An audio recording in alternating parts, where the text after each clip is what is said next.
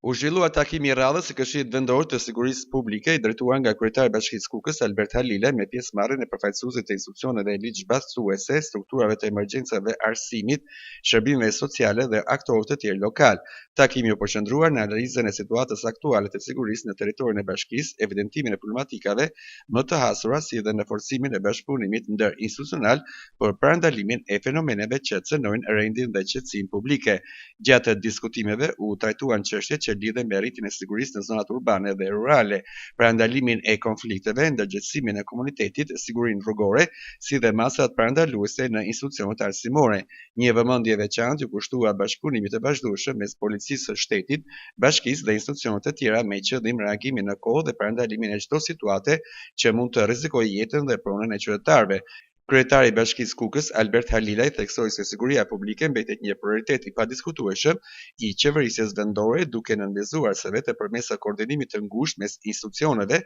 dhe përfshirjes aktive të komunitetit mund të arrihen rezultate konkrete dhe të qëndrueshme.